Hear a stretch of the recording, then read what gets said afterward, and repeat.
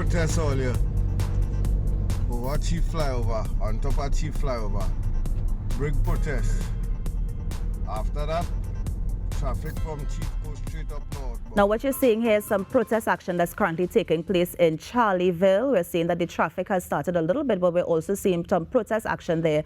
Of course, the taxi drivers would have been encouraging their drivers to stay off the road today as a form of protesting the increase or the removal of the subsidy or the fuel sector. So right now, we're going to be talking about the liberalization of the fuel market. Now, back in 2020, Finance Minister Colm Imbert would have said the fixed retail margins for all liquid petroleum products will be removed. Petroleum retailers and dealers will now be allowed to fix their own margins. Now, this was supposed to come into effect in January 2021, but it did not come into effect, and we haven't gotten an update from the minister or the government when this is going to take place. But on the line with me, I have Dr. Afraz Ali, who is the chairman of UNIPET, and we're going to be talking about the proposed liberalization of the fuel market and, of course, the effects this can have on consumers. Dr. Ali, good morning, and thank you so much for joining us on the Now Morning Show.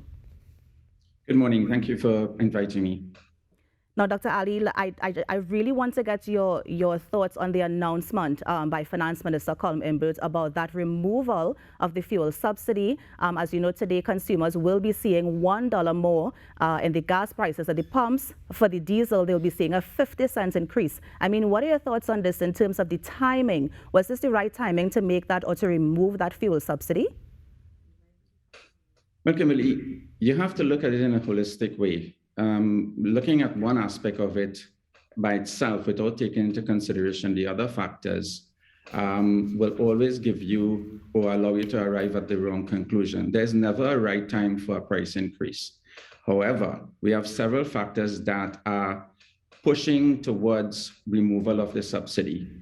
In addition to that, we are now emerging from a very distressing and very paralyzing COVID-19 pandemic.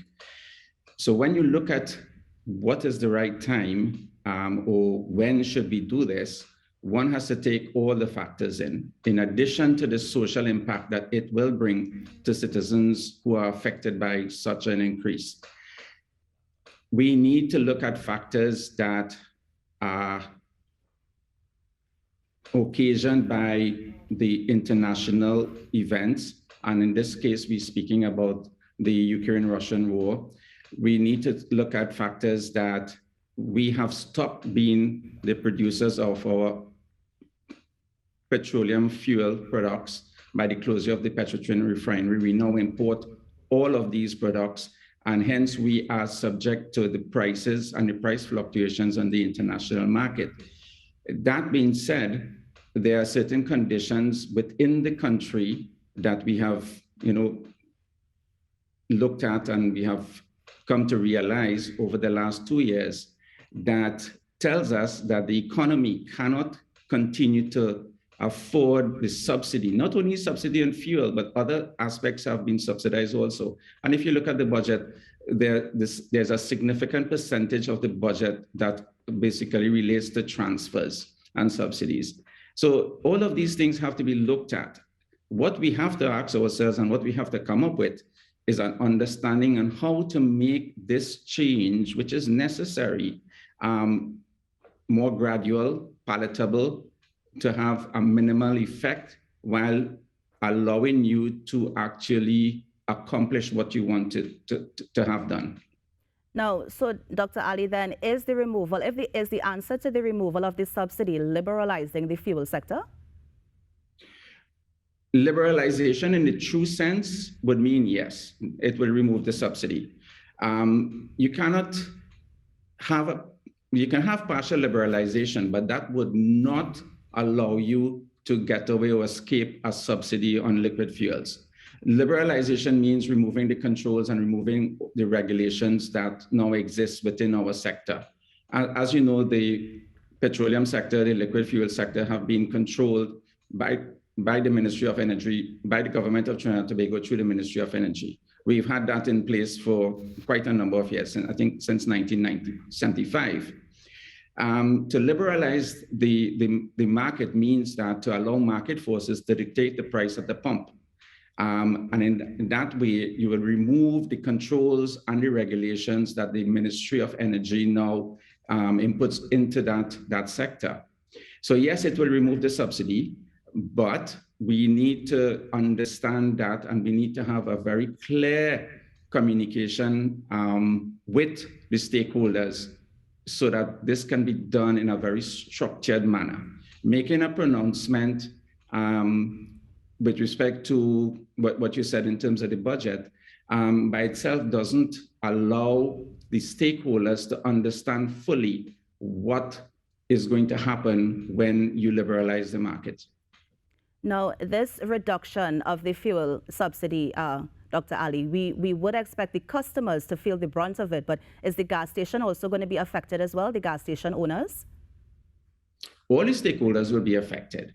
So for instance, if you take as an example, the price increase that came in this morning or last night at 12 midnight, the wholesale marketers, UNIPET, National Petroleum, will feel the changes in it. And just to give you an example, so in terms of the wholesale fuel costs, the wholesale fuel cost has gone up by, along the commodities, somewhere between 17 and 23%, diesel being the lowest and super being the highest. The fuel margins, however, that is the profit that the wholesaler makes, has decreased between -2% to -4%, again, between diesel and super. So you'll find that the wholesale marketers have already gotten a reduction in their profit margin just by that change in the pump. What is even more significant is that the levies, the Green Fund and the business levy, have increased by a whopping 21%. So imagine, in addition to your profit margin being reduced, you now have to pay more taxes in the form of levies by 21%. That's for the wholesale marketers. If you look at the retailers who depend on the retail margin to manage their business, to basically make a small profit, their retail margin has been reduced from somewhere between 2% to 4%, again, a reduction in their retail margin. And again, what is more important for them is that the retail levies, the Green Fund and business levies for the retailer, the man that supplies you with your fuel, increased by 15 to 20%, a huge amount. So obviously the stakeholders, both the wholesalers as well as the retailers, will have an extreme amount of pressure brought to bear on them now, unless certain adjustments are made to the margin. And that is, I think, from all the reports I've read in the media, is calling for discussions on the margin. The industry, as we said before a margin adjustment a couple of years ago, was unsustainable. It is now even more in a difficult position. Now, Dr. Ali, apart from the reduction in the fuel subsidy, I mean, when the economy is eventually liberalized, or the fuel sector, that is, I mean, how is this going to work? What will determine the cost of the price of fuel at one gas station versus another?